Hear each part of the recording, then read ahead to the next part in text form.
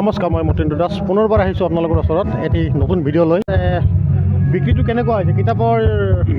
মানে বিক্ৰী বুলি ক'লে প্ৰথম 3 দিনটো সেমেকা আৰু বাকী 4 নম্বৰ দিনা মানুহ হৈছে আৰু আজি মানুহ লাষ্টৰ দিনা মানুহ হৈছে। আজি অন্তিম দিন। যি বৰপেটা ফেচবুক ফৰামে যি ৪ৰ্থ বাৰ্ষিক এই গ্ৰন্থমেলা আয়োজন কৰিছে, এইবাৰ মানে প্ৰথমবাৰ ইয়াত বৰপেটা টাউনত।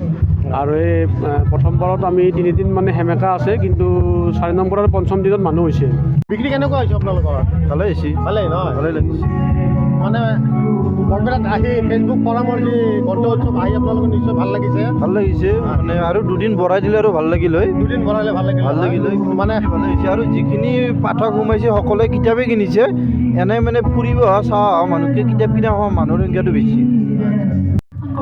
মোৰ লগত আছে আমি বৰপেটা ফেচবুক ফৰামৰ সক্ৰিয় সদস্য, যি সদস্যসকলে এই আমাৰ বৰপেটা বিদ্যাপীঠ খেলপথাৰত যিখন গ্ৰন্থ উৎসৱ পাতিছে, এয়া হ'ল মানৱ গোস্বামী।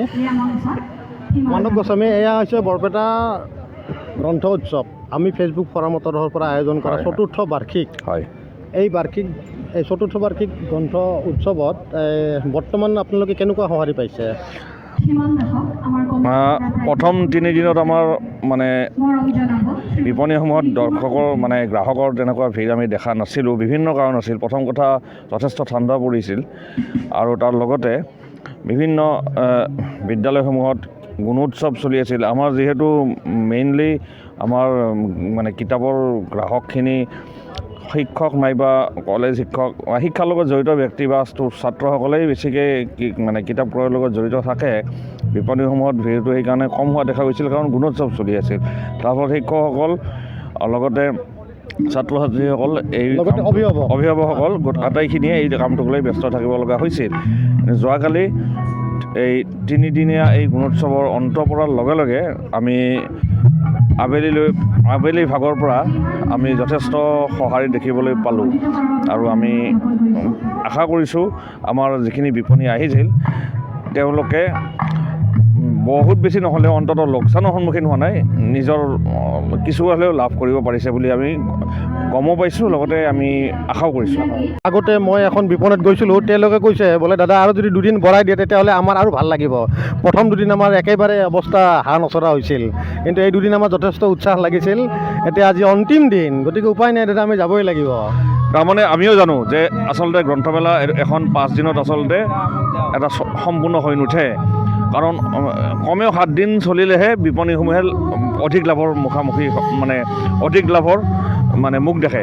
কিন্তু কথাটো হ'ল, এই যিখন আমি খেলপথাৰত এই গ্ৰন্থমেলাখন অনুষ্ঠিত কৰিছোঁ, সেই খেলপথাৰৰ সমীপতে আছে বৰপেটা পৌৰসভাৰ খেলপথাৰ, য'ত অহা 26 জানুৱাৰীত গণৰাজ্য দিৱস উদযাপিত হ'ব।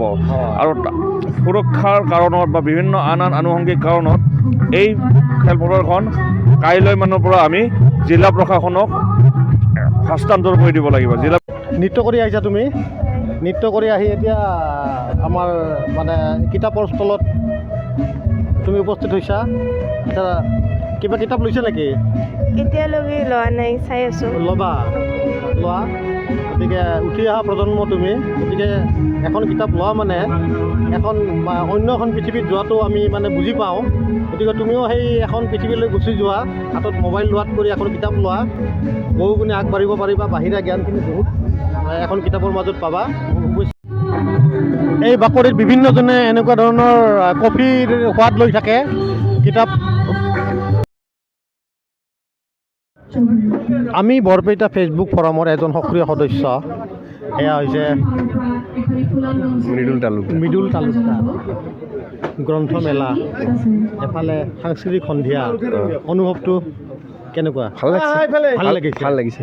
ৰাইজক ধন্যবাদ জনাইছোঁ, অন্ততঃ আহিছে আৰু এনেদৰে আহি থাকক, কিতাপ কিনক, কিতাপ পঢ়ক, সেয়াই অনুৰোধ জনাওঁ ৰাইজলৈ। 2025 বৰ্ষত আকৌ আমি একেখন বাকৰিতে লগ পাম বুলি আশা ৰাখিছোঁ। নিশ্চয় পাম। গতিকে আপোনালোকেও আহক, আমিও আহিম এনেকৈ। এফালে সাংস্কৃতিক সন্ধিয়া, এফালে কিতাপৰ সুবাস, অনুভৱটো কেনেকুৱা? বহুত ভাল লাগিছে। কিতাপৰ দোকান আছে, সাংস্কৃতিক সন্ধিয়া চলি আছে।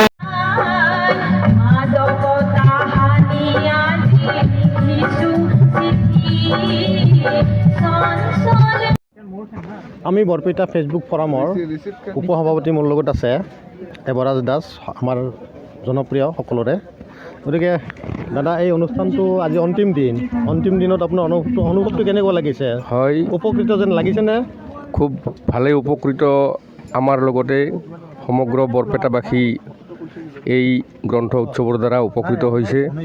আৰু আজিৰ অন্তিম দিনৰ কাৰ্যসূচীত আমাৰ সুদূৰ উৰিষ্যাৰ পৰা সাংবাদিক তথা সমাজকৰ্মী শ্ৰীযুত দীপক পাণ্ডাদেৱ আহি আমাৰ ইয়াত উপস্থিত হৈ তেওঁ সাৰুৱা ভাষণ আগবঢ়াইছিল। অসমৰ কেবিনেট মন্ত্ৰী ৰঞ্জিত কুমাৰ দাসদেৱো আহি আজি গ্ৰন্থমেলাৰ বাকৰিত ভুমুকি মাৰিছিল আৰু তেওঁ বিশিষ্ট অতিথি হিচাপে সুন্দৰ সাৱলীল ভাষণ আগবঢ়াই আমাৰ শ্ৰোতা ৰাইজক উপকৃত কৰে। লগতে প্ৰতিদিন টাইমছৰ মুখ্য সম্পাদক মৃণাল তালুকদাৰ ডাঙৰীয়া, তেওঁ এজন সুলেখক, সুসাহিত্যিকো, তেওঁ আহি গ্ৰন্থপ্ৰেমী ৰাইজক উৎসাহিত কৰিছে আৰু সমগ্ৰ অসমবাসীকে অনুৰোধ জনাইছে, কিতাপ কিনক, কিতাপ চাওক আৰু কিতাপ পঢ়ক। দাদাৰ পৰা মই এই গ্ৰন্থমেলাৰ বাকৰিত এই কিতাপখন উপহাৰ হিচাপে পালোঁ। দাদাক বহুত বহুত ধন্যবাদ। এইখন জীৱনৰ সাধনা, আমাৰ স্বৰ্গীয় হোমেন বৰগোহাঁই দেৱে ৰচনা কৰা জীৱনৰ সাধনা কিতাপখন 2 কপি, এটা মতীন্দ্ৰ দাস আৰু আমাৰ সকলোৰে জনপ্ৰিয় চন্দন দাসলৈ উপহাৰ বুলি আগবঢ়ালোঁ। ধন্যবাদ। মই আহ্বান জনাব বিচাৰিছোঁ যে শ্ৰী মতীন্দ্ৰ দাস খুব সক্ৰিয় সমাজকৰ্মী বৰপেটাৰ। তেওঁৰ এটা ইউটিউব চেনেল নতুনকৈ আৰম্ভ কৰিছে, উদীপ্ত 99। সকলোকে এই চেনেলটো চাবলৈ আৰু শ্বেয়াৰ কৰিবলৈ মই বিনম্ৰ অনুৰোধ জনাইছোঁ। ধন্যবাদ। গতিকে মোৰ চেনেলটো আপোনালোকে যি নতুন নতুন ভিডিঅ' দি আছোঁ, আপোনালোকে চাই কেনেকুৱা পাইছে মোক জনাব, কমেণ্ট কৰি জনাব। গতিকে লাইক কৰিব আৰু নতুনকৈ অহা চেনেলটো ছাবস্ক্ৰাইব কৰিব। গতিকে আজিলৈ এৰিছোঁ। অ'কে, বাই।